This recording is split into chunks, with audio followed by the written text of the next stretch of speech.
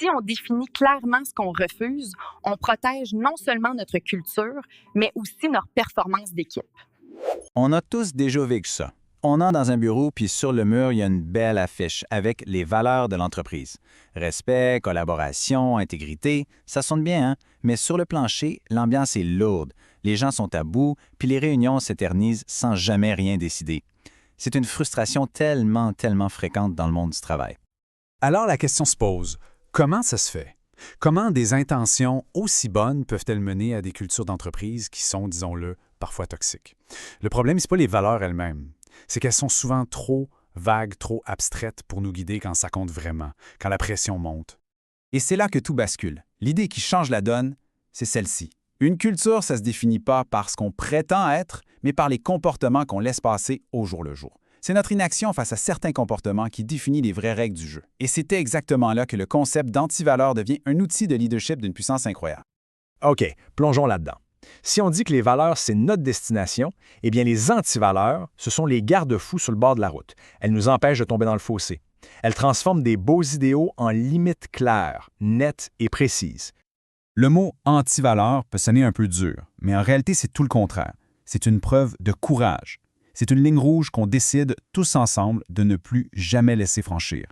Ce n'est pas un négatif, c'est une frontière qui protège l'équipe, qui protège la culture. Regardez la différence, c'est le jour et la nuit. Dire « on veut de la collaboration », c'est bien, mais ça veut dire quoi au juste? Par contre, si on dit « chez nous, on ne tolère pas le blâme public, le sabotage passif ou le silence stratégique », tout d'un coup, tout le monde sait exactement comment se comporter. Ça devient immédiatement actionnable. Et là, attention, ce n'est pas juste une question de se sentir bien au bureau. On parle d'un enjeu d'affaires majeur. Une étude du MIT Sloan l'a prouvé.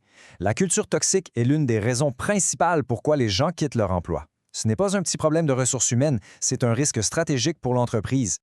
Ce chiffre de Gallup vient confirmer l'urgence d'agir. Pensez-y, à peine 21 % des employés dans le monde se sentent vraiment engagés au travail. Ça veut dire que près de 8 personnes sur 10 sont au mieux juste là pour le chèque. Le coût de ce désengagement en perte de productivité et en roulement de personnel est absolument faramineux. Bon, assez de théorie. Pour rendre ça vraiment concret, parlons d'un cas réel. L'histoire de Stéphanie, directrice générale d'une PME de 120 employés. Son expérience illustre parfaitement la puissance de ce concept. Sur papier, l'entreprise de Stéphanie allait super bien. La croissance était là, les clients étaient contents. Mais à l'interne, ça grinçait. C'était lourd, il y avait de la fatigue, des tensions. Avec l'aide de son coach, Pascal Dubois, ses leaders ont finalement mis des mots sur ce qui drainait toute leur énergie. Des fausses urgences, des réunions interminables qui ne mènent nulle part, du sarcasme et la fameuse phrase « Laisse faire, je vais le faire moi-même ». Et là, le déclic. Un vrai moment de lucidité. Le problème, ce n'était pas les compétences des gens. L'équipe était excellente. Le problème, c'était le manque de frontières culturelles claires. Personne n'avait jamais osé nommer ce qui était devenu inacceptable. Ils ont donc défini ensemble leurs lignes rouges. Par exemple, pour la valeur du respect, l'antivaleur est devenue l'humiliation ou le sarcasme. Maintenant, quand un leader entend une phrase comme « tu ne comprends jamais vite », son réflexe, ce n'est plus de laisser passer, c'est d'intervenir, tout de suite. Les antivaleurs créent des réflexes de protection. OK, définir des antivaleurs, c'est un premier pas immense, mais le vrai défi, c'est de s'assurer qu'elles ne restent pas juste sur une feuille de papier. Comme on les fait vivre au quotidien, c'est là que des systèmes structurés, comme l'écosystème M360, deviennent essentiels. Un écosystème comme celui-ci, ce n'est pas juste une collection d'outils. C'est un système intégré pensé pour ancrer les changements de comportement dans le concret. Ça va du planificateur stratégique personnel jusqu'à des applications pour suivre ses habitudes ou même calculer le coût réel des réunions. Chaque élément est conçu pour rendre les antivaleurs vivantes. Le but, c'est de sortir le concept du théorique pour l'amener dans le pratique. Avec une approche comme ça de M360 qui a plus de 15 ans d'expérience à accompagner les leaders, les antivaleurs deviennent des rituels quotidiens.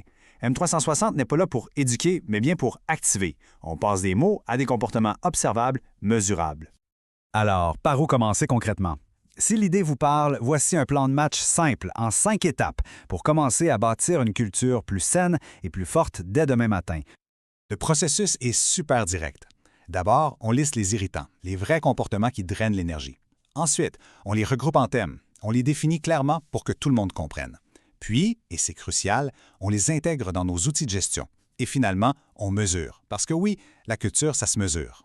Cette citation de Donald Fleming, cofondateur de M360, résume tout. Une valeur, ça nous donne une direction. ça inspire. Mais une antivaleur, ça protège. Ça crée la sécurité psychologique. Et quand une équipe se sent protégée, elle donne le meilleur d'elle-même. C'est la base de la confiance. Et son partenaire Pascal Dubois ajoute cette idée percutante, la culture, c'est la permission invisible. Le silence, c'est une forme d'autorisation. Si on ne nomme jamais un comportement toxique comme étant inacceptable, alors on l'autorise par défaut. Définir des antivaleurs, c'est simplement retirer cette permission. En fin de compte, s'il y a une chose à retenir, c'est celle-là. Une valeur inspire, mais une antivaleur protège. Protéger sa culture et son équipe, c'est l'un des actes de leadership les plus puissants qui soient.